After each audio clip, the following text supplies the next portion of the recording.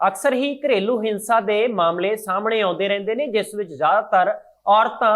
पीड़ित धिर वजों उभरदियां ने। इस विच कोई दो राय नहीं कि औरतां नाल घरेलू हिंसा हुंदी है और घरेलू हिंसा का शिकार होने करके मानसिक तौर पर और सरीरक तौर के उत्ते भी शोषण हुंदा है और मानसिक तौर पर परेशानी कई बार इन्नी ज़्यादा वध जाती है कि उस तो बाद काउंसलिंग भी की जाती है। जो मसला अदालतों का हिस्सा बन जाता है, अदालतों में सुनवाई होंदी है, तो उदों कई तरह दी गल्लां दिलचस्प सामने निकल के आउंदियां ने। एक 23 जनवरी नूं ही मामले की सुनवाई हो रही सी ते जस्टिस नूं हैरानी का प्रगटावा भी करना पिया। दरअसल 14 साल पहला जब मामले की शुरुआत होंदी है, फरवरी 2008 दे विच एक विआह हुंदा है और विआह तो 2 तो 3 साल बाद ही आपस दे विच मियाँ बीवी की जिहड़ी है वो अणबण होण लगदी है। अणबण इस कदर वध जाती है कि कुटमार तक मसला पहुंच जाता है। पर इस मसले दे विच पति ने पत्नी के खिलाफ ते पति ने पत्नी के खिलाफ ही धरावां ने जिहड़ियां लगा के घरेलू हिंसा होण दी गल कह दित्ती। सब तो पहला जदों पति वालों अपनी पत्नी के खिलाफ इल्जामबाजी लगाई गई तो उस तो बाद उस दे विच मुआवजे तक दीयां मंगां कीतीआं गईआं। पत्नी नूं भी लग्गिआ कि मेरे नाल धक्का हो रहा है, तो उसने भी अपने पति के खिलाफ शिकायत दर्ज करवाई और उसने उस तो भी ज्यादा मुआवजे की मांग कर दी कि मैनू मुआवजा चाहिए। कानून की कहता है, घरेलू हिंसा नूं रोकण दे लई 2005 के कानून का सहारा लैंदिआं पति पत्नी ने जदों अदालत का रुख किया तो उस तो बाद मसले का की बनिया। दरअसल औरत के खिलाफ भी सम्मन जारी हो गए सन घरेलू हिंसा नूं लैके ते उस तो बाद यह मसला दिल्ली हाई कोर्ट तक आ जिहड़ा वो पहुंचता है। 23 जनवरी 2022 नूं जदों इस मसले की सुनवाई हुई केस की तो उसदे विच जस्टिस जसमीत सिंह नूं हैरानी भी हुई और यह कहा गया कि की ट्रायल कोर्ट वेले जज ने अपना दिमाग नहीं लगाया। उस तो बाद जदों गल सामने आई कि घरेलू हिंसा कानून 2005 के तहत औरत नूं दोषी की नहीं बनाया जा सकता या बनाया जा सकता है। इस 605 दे विच स्थिति जदों पैंदी है तो उस तो बाद कड़कड़ डूमा कोर्ट दे वल्लों एक फैसले नूं चुनौती दित्ती गई सी। औरत दे वल्लों एक पटीशन पाई गई सी, उसकी सुनवाई हुंदी है जिस दे विच घरेलू हिंसा नूं लैके उसदे उत्ते दोष लगे सन ते उस नूं सम्मन भी जारी कीते गए। दरअसल फरवरी 2008 दे विच जदों सानिया दी राहुल दे नाल जदों विआह हुंदा है ते 14 साल बाद एक दूजे तो तलाक मंगण की गल आ जाती है, नौबत आ जाती है। 24 अगस्त 2022 नूं जदों राहुल ने अपनी पत्नी नूं तो तलाक लैण दे लई कोर्ट का रुख किया, अर्जी लगाई अदालत दे विच ते उस तो बाद राहुल ने घरेलू हिंसा कानून की धारा 18, 20 ते 21 के तहत अपनी पत्नी के खिलाफ है जिहड़ा मामला वो दर्ज करवाया। उस तो बाद राहुल ने शिकायत की कि उसकी पत्नी के जिहड़े मैरिटल अफेयर ने वो 52 व्यक्तियों के नाल ने। यह गंभीर इल्जाम लगा दिता गया कि मेरे तो इलावा 52 व्यक्ति वो ने जिन्हां दे नाल उसकी पत्नी के मैरिटल अफेयर चल रहे हैं और उस दे विच उसके 2 प्रेमियों का जिक्र तक भी किया गया लिखती रूप दे विच। तो राहुल ने कहा कि घरेलू हिंसा कानून 2005 की जिहड़ी धारा है 22 उस दे तहत पत्नी तो 36 लाख रुपए के मुआवजे की मांग कर दी। गल इत्थे ही नहीं मुकदी। इस तो बाद उसकी पत्नी ने राहुल के खिलाफ 19 अक्तूबर 2022 नूं शिकायत दर्ज करवा दी, जिस तो बाद यह दोष लगाया गया कि उसके पति ने और उसके परिवारक मैंबर ने जिहड़े यानी कि सहुरा परिवार उस नाल जिहड़ा शरीरक भी और भावनात्मक तौर के उत्ते भी और जुबानी भी शोषण कर रहा और उस शोषण का शिकार हो रही हाँ मैं। और उस दे विच मंग की गई कि जो घरेलू हिंसा कानून है 2005 उसे दी धारा के तहत ही 2 करोड़ रुपए की मुआवजे की मांग रख दी गई। इत्थे एक गल दिलचस्प है कि पति ने जदों शिकायत दर्ज करवाई तो उदों घरेलू हिंसा का शिकार होने का हवाला दे के 36 लाख रुपए मुआवजे की मांग की गई, पर उसकी पत्नी ने 2 करोड़ रुपए मुआवजे की मांग कर ली। हुण मामला इत्थे ही नहीं रुकदा। इस तो बाद दिल्ली की कड़कड़ डूमा कोर्ट ने पति की शिकायत के आधार के उत्ते ही जो सम्मन जारी किए सन उसकी पत्नी के खिलाफ,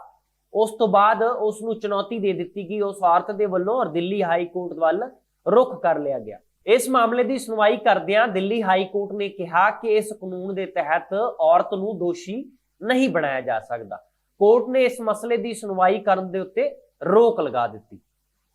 ਹੁਣ ਘरेलू ਹਿੰਸਾ ਕਾਨੂੰਨ 2005 ਜਿਹੜਾ ਕਿ ਘरेलू ਹਿੰਸਾ ਦੀ ਰੋਕਥਾਮ ਲਈ ਬਣਾਇਆ ਗਿਆ ਕਿ ਜੁਰਮ ਹੋਰ ਨਾ ਵਧੇ, ਉਹ ਕਹਿੰਦਾ ਕੀ ਹੈ? ਸਰਕਾਰ ਨੇ 2005 ਦੇ ਵਿੱਚ ਘरेलू ਹਿੰਸਾ ਨੂੰ ਰੋਕਣ ਦੇ ਲਈ ਇੱਕ ਕਾਨੂੰਨ ਬਣਾਇਆ ਸੀ ਤਾਂ ਕਿ ਘरेलू ਹਿੰਸਾ ਦਾ ਸ਼ਿਕਾਰ ਹੋ ਰਹੀਆਂ ਔਰਤਾਂ ਨੂੰ ਬਚਾਇਆ ਜਾ ਸਕੇ ਔਰ ਉਹਨਾਂ ਦੇ ਖਿਲਾਫ, ਉਹ ਕਿਸੇ ਵੀ ਰੂਪ ਦੇ ਵਿੱਚ ਔਰਤ ਹੋ ਸਕਦੀ ਹੈ, ਮਾਂ, ਭੈਣ, ਧੀ, ਪਤਨੀ ਦੇ ਰੂਪ ਵਿੱਚ ਵੀ ਹੋ ਸਕਦੀ ਹੈ, ਤਾਂ ਉਹ ਕਿਸੇ ਵੀ ਰੂਪ ਦੇ ਵਿੱਚ ਔਰਤ ਹੈ ਤੇ ਉਸ ਦੇ ਖਿਲਾਫ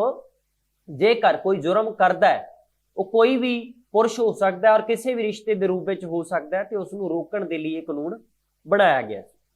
ਤਾਂ ਕਿ ਖਾਸ ਕਰਕੇ ਘਰਾਂ ਦੇ ਵਿੱਚ ਜੋ ਪਤਨੀਆਂ ਨੇ ਉਹ ਹਿੰਸਾ ਦਾ ਸ਼ਿਕਾਰ ਨਾ ਹੋਣ ਔਰ ਉਹਨਾਂ ਦੀ ਸੁਣਵਾਈ ਦੇ ਲਈ ਸ਼ਿਕਾਇਤ ਕਰਵਾਉਣ ਦੀ ਗੱਲ ਵੀ ਕਹੀ ਗਈ। ਔਰ ਉਸ ਕਾਨੂੰਨ ਦੇ ਵਿੱਚ ਇੱਕ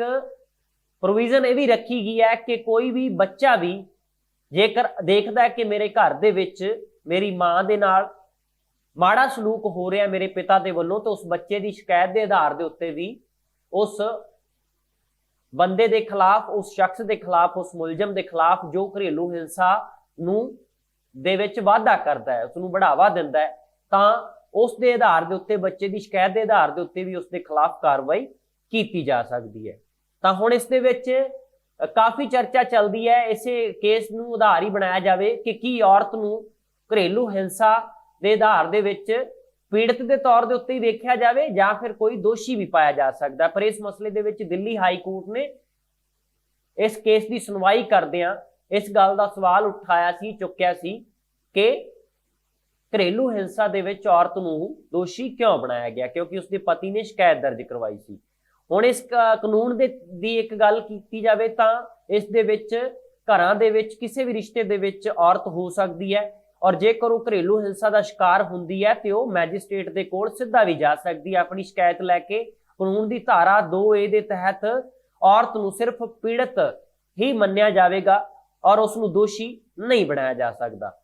ਔਰ ਇਸ ਮਸਲੇ ਦੇ ਵਿੱਚ ਸੇਫ ਹਾਊਸ ਬਣਾਉਣ ਦੀ ਪ੍ਰੋਵੀਜ਼ਨ ਵੀ ਰੱਖੀ ਗਈ ਹੈ, ਪ੍ਰੋਟੈਕਸ਼ਨ ਅਫਸਰ ਨਿਯੁਕਤ ਕਰਨ ਦੀ ਵਿਵਸਥਾ ਵੀ ਰੱਖੀ ਗਈ ਹੈ। ਹੁਣ ਜਿੱਥੋਂ ਤੱਕ ਰਹੀ ਇਸ ਕੇਸ ਦੀ ਗੱਲ, ਤਾਂ ਇਸ ਮਸਲੇ ਦੇ ਵਿੱਚ ਪਤੀ ਦੇ ਵੱਲੋਂ ਵੀ ਪਹਿਲਾਂ ਮੁਆਵਜ਼ਾ ਮੰਗਿਆ ਗਿਆ, ਪਰ ਫਿਰ ਪਤਨੀ ਦੇ ਵੱਲੋਂ ਦਰਜ ਸ਼ਿਕਾਇਤ ਕਰਵਾ ਕੇ ਕਿਹਾ ਗਿਆ ਕਿ 2 ਕਰੋੜ ਰੁਪਇਆ ਮੁਆਵਜ਼ਾ ਦਿੱਤਾ ਜਾਵੇ ਕਿਉਂਕਿ ਮੇਰੇ ਨਾਲ ਮਾਨਸਿਕ ਤੌਰ ਤੇ ਔਰ ਸਰੀਰਕ ਤੌਰ ਦੇ ਉੱਤੇ ਸ਼ੋਸ਼ਣ ਕੀਤਾ ਗਿਆ। ਹੁਣ ਇਸ ਮਸਲੇ ਦੇ ਵਿੱਚ ਜਿਹੜੇ ਕਾਨੂੰਨੀ ਮਾਹਰ ਨੇ, ਜਦੋਂ ਉਹਨਾਂ ਦੀ ਸਲਾਹ ਲਈ ਗਈ ਤੇ ਉਸ ਦੇ ਵਿੱਚ ਉਹਨਾਂ ਨੇ ਕਿਹਾ ਕਿ ਇਸ ਦੇ ਵਿੱਚ ਅਜਿਹਾ ਨਹੀਂ ਹੈ ਕਿ ਇਹ ਕਾਨੂੰਨ ਕਿਸੇ ਦੇ ਖਿਲਾਫ ਹੈ, ਹਾਲਾਂਕਿ ਕਾਨੂੰਨ ਔਰਤਾਂ ਦੀ ਸੁਰੱਖਿਆ ਦੇ ਲਈ, ਸੁਰੱਖਿਆ ਨੂੰ ਯਕੀਨੀ ਬਣਾਉਣ ਦੇ ਲਈ ਹੈ। ਇਸੇ ਕਰਕੇ ਘरेलू ਹਿੰਸਾ ਨੂੰ ਰੋਕਣ ਦੇ ਲਈ 2005 ਦੇ ਵਿੱਚ ਇਹ ਕਾਨੂੰਨ ਲਿਆਂਦਾ ਗਿਆ ਸੀ, ਇਹ ਕਿਸੇ ਦੇ ਖਿਲਾਫ ਵੀ ਨਹੀਂ ਹੈ। ਜੇਕਰ ਇੱਕ ਰਿਪੋਰਟ ਦੇ ਉੱਤੇ ਝਾਤ ਮਾਰੀਏ ਕਿ ਔਰਤਾਂ ਨਾਲ ਘरेलू ਹਿੰਸਾ ਹੁੰਦੀ ਕਿੰਨੀ ਹੈ, ਤਾਂ ਸਾਲਾਨਾ ਘरेलू ਹਿੰਸਾ ਦਾ ਸ਼ਿਕਾਰ ਹੋ ਰਹੀਆਂ ਔਰਤਾਂ ਦੀ ਜਿਹੜੀ ਗਿਣਤੀ ਹੈ 2021 ਦੇ ਵਿੱਚ ਰੇਪ ਦਾ ਜਿਹੜੀ ਕੋਸ਼ਿਸ਼ ਕੀਤੀ ਗਈ ਉਸ ਦੇ ਵਿੱਚ 1681 ਮਾਮਲੇ ਦੇਖਣ ਨੂੰ ਮਿਲੇ ਤੇ 2022 ਦੇ ਵਿੱਚ 1711 ਅਜਿਹੇ ਮਾਮਲੇ ਆਏ ਜਿਹੜੇ ਔਰਤਾਂ ਦੇ ਨਾਲ ਸ਼ੋਸ਼ਣ ਕਰਨ ਵਾਲੇ ਸਨ। ਇਸ ਤੋਂ ਇਲਾਵਾ ਔਰਤਾਂ ਨੂੰ ਦੇ ਨਾਲ ਛੇੜਛਾੜ ਦੇ ਮਸਲੇ ਤੇ ਔਰਤਾਂ ਦਾ ਸਤਿਕਾਰ ਨਾ ਕਰਨ ਦੇ ਮਸਲੇ ਨੇ ਜਿਹੜੇ 2021 ਦੇ ਵਿੱਚ 1839 ਸਾਹਮਣੇ ਆਏ ਔਰ 2527 ਮਾਮਲੇ ਜਿਹੜੇ 2022 ਦੇ ਵਿੱਚ ਦਰਜ ਕੀਤੇ ਗਏ। ਇਸੇ ਤਰ੍ਹਾਂ ਜਿਹੜਾ ਦਾਜ ਮੰਗਣ ਦੀ ਪ੍ਰਥਾ ਹੈ ਉਸ ਦੇ ਵਿੱਚ ਵੀ 341 ਮਾਮਲੇ ਨੇ ਜਿਹੜੇ 2021 ਦੇ ਵਿੱਚ ਸਾਹਮਣੇ ਆਏ ਔਰ 357 2022 ਦੇ ਵਿੱਚ ਆਏ। ਤਾਂ ਇਸ ਤੋਂ ਇਲਾਵਾ ਇਹ ਜਿਹੜਾ ਸੋਰਸ ਹੈ NCW ਦੀ ਰਿਪੋਰਟ ਹੈ ਜਿਸ ਦੇ ਤਹਿਤ ਇਹ ਮਾਮਲਿਆਂ ਦੀ ਗਿਣਤੀ ਤੁਹਾਡੇ ਨਾਲ ਅਸੀਂ ਸਾਂਝੀ ਕਰ ਰਹੇ ਹਾਂ। ਤਾਂ ਇਸੇ ਤਰ੍ਹਾਂ ਜਿਹੜੀਆਂ ਸ਼ਾਦੀशुदा ਜਿਹੜੀਆਂ ਵਿਆਹਕ ਔਰਤਾਂ ਸੀ ਉਹਨਾਂ ਦੇ ਨਾਲ ਜਿਹੜੀ ਹਿੰਸਾ ਹੋਈ ਹੈ, ਸ਼ੋਸ਼ਣ ਦਾ ਸ਼ਿਕਾਰ ਹੋਈਆਂ 2021 ਦੇ ਵਿੱਚ 4613 ਮਾਮਲੇ ਸਾਹਮਣੇ ਆਏ ਔਰ 2022 ਦੇ ਵਿੱਚ ਵੀ ਇਹ ਗਿਣਤੀ ਹੈ ਜਿਹੜੀ ਤਕਰੀਬਨ ਇੰਨੀ ਹੀ ਰਹੀ। ਘरेलू ਹਿੰਸਾ ਦਾ ਸ਼ਿਕਾਰ ਹੋ ਰਹੀਆਂ ਔਰਤਾਂ 6884 2021 ਦੇ ਵਿੱਚ ਮਾਮਲੇ ਸਾਹਮਣੇ ਆਏ ਔਰ 6982 ਮਾਮਲੇ 2022 ਦੇ ਵਿੱਚ ਜਿਹੜੇ ਨੇ ਉਹ ਦਰਜ ਕੀਤੇ ਗਏ। ਤੇ ਇਸੇ ਕਰਕੇ ਹੀ ਕਾਨੂੰਨ ਬਣਾਇਆ ਗਿਆ ਤਾਂ ਕਿ ਘरेलू ਹਿੰਸਾ ਦੇ ਵਿੱਚ ਔਰਤਾਂ ਜਿਹੜੀਆਂ ਸ਼ਿਕਾਰ ਹੋ ਰਹੀਆਂ ਨੇ ਉਹਨਾਂ ਦੇ ਜਿਹੜੀਆਂ ਹਿੰਸਾ ਹੋ ਰਹੀ ਹੈ ਉਸ ਨੂੰ ਰੋਕਿਆ ਜਾ ਸਕੇ। ਹੁਣ ਜਿੱਥੇ ਹੀ ਘरेलू ਹਿੰਸਾ ਦਾ ਮਾਮਲਾ ਰਿਹਾ ਕਿ ਕਿਸੇ ਮਰਦ ਦੇ ਨਾਲ ਵੀ ਘरेलू ਹਿੰਸਾ ਹੋ ਸਕਦੀ ਹੈ, ਉਹ ਵੀ ਸ਼ਿਕਾਰ ਹੋ ਸਕਦਾ ਹੈ, ਜਾਂ ਫਿਰ ਇਸ ਵਿੱਚ ਕੱਲੀਆਂ ਪੀੜਤ ਧਿਰ ਦੇ ਵਜੋਂ ਔਰਤਾਂ ਨੂੰ ਹੀ ਦੇਖਿਆ ਜਾਣਾ ਚਾਹੀਦਾ। ਕਾਨੂੰਨ ਕੀ ਕਹਿੰਦਾ ਹੈ ਇਸ ਬਾਰੇ ਥੋੜੀ ਵੇਰਵਿਆਂ ਦੇ ਨਾਲ ਤੁਹਾਡੇ ਨਾਲ ਰਿਪੋਰਟ ਸਾਂਝੀ ਕੀਤੀ ਹੈ, ਪਰ ਤੁਹਾਡਾ ਤਜਰਬਾ ਕੀ ਕਹਿੰਦਾ ਹੈ ਔਰ ਆਲੇ ਦੁਆਲੇ ਕੀ ਘरेलू ਹਿੰਸਾ ਦੇ ਵਿੱਚ ਔਰਤਾਂ ਤੇ ਮਰਦ ਦੋਨੋਂ ਹੀ ਸ਼ਿਕਾਰ ਹੁੰਦੇ ਨੇ, ਇਸ ਬਾਰੇ ਤੁਹਾਡੀ ਕੀ ਰਾਏ ਹੈ? ਤੁਸੀਂ ਵੀ ਰਾਏ ਆਪਣੀ ਕਮੈਂਟ ਬਾਕਸ ਦੇ ਜ਼ਰੀਏ ਸਾਂਝੀ ਕਰ ਸਕਦੇ ਹੋ। ਫਿਲਹਾਲ ਇਸ ਰਿਪੋਰਟ ਵਿੱਚ ਇੰਨਾ ਹੀ। ਮੈਨੂੰ ਦਿਓ ਆਗਿਆ। ਧੰਨਵਾਦ।